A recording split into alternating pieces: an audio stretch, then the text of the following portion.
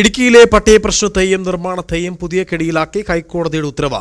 1964 ഭൂപതിവ് ചട്ടപ്രകാരമുള്ള ഭൂപതിവുകൾ ഹൈക്കോടതിയുടെ പ്രത്യേക ബെഞ്ച് തടഞ്ഞതോടെയാണ് പുതിയ പ്രതിസന്ധി ഉടലെടുത്തത്. വിവിധ പട്ടയ വിഷയങ്ങളിൽ റിപ്പോർട്ട് നൽകുവാൻ ചീഫ് സെക്രട്ടറിയോടും ജില്ലാ കളക്ടറോടും കോടതി ആവശ്യപ്പെടുകയും ചെയ്തിട്ടുണ്ട്.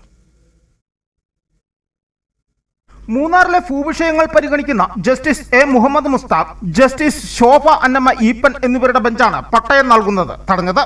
1993 പ്രത്യേക ഭൂപതിവ് നിയമം അനുസരിച്ചുള്ള പട്ടയ വിതരണത്തിന് വിലക്ക് ബാധകമല്ല. തൃശൂരിലെ വൺ എർത്ത് വൺ ലൈഫിന് വേണ്ടി ടോണി തോമസ് നൽകിയ ഹർജിയിലാണ് വിധിയുണ്ടായത്.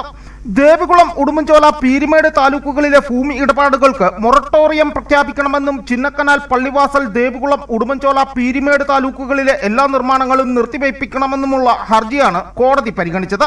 ഹർജി നൽകുമ്പോൾ ഇടുക്കി താലൂക്ക് ഉടുമ്പൻചോല താലൂക്കിന്റെ ഭാഗമായിരുന്നു. ഇതിനാൽ വിധി ഇടുക്കി താലൂക്കിലും ബാധകമാകും.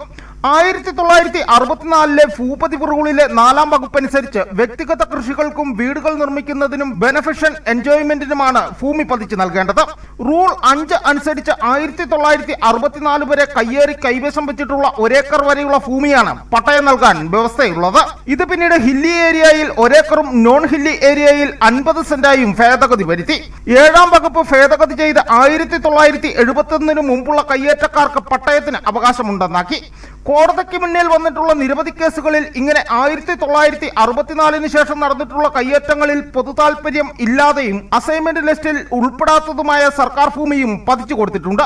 1964 ഭൂപതിവ് റൂളിന്റെ 13-ാം വകുപ്പ് പ്രകാരം അസൈൻമെന്റ് ലിസ്റ്റിൽ ഉൾപ്പെടാത്ത ഭൂമി പതിച്ചു നൽകുന്നത് നിയമവിരുദ്ധമാണെന്ന് കോടതി കണ്ടെത്തി. ഇപ്രകാരം നൽകിയിട്ടുള്ള പട്ടയത്തിന്റെ നിയമസാധുത സംബന്ധിച്ച് റിപ്പോർട്ട് നൽകാൻ ചീഫ് സെക്രട്ടറിക്കും ഇടുക്കി ജില്ലാ കളക്ടർക്കും നോട്ടീസ് നൽകുവാനും കോടതി ഉത്തരവായി. ഇതോടെ ഇടുക്കിയിലെ പട്ടയ പ്രശ്നവും നിർമ്മാണവും പുതിയ കെണിയിലേക്കാണ് അകപ്പെട്ടിട്ടുള്ളത്. News bureau, Udumbanchola.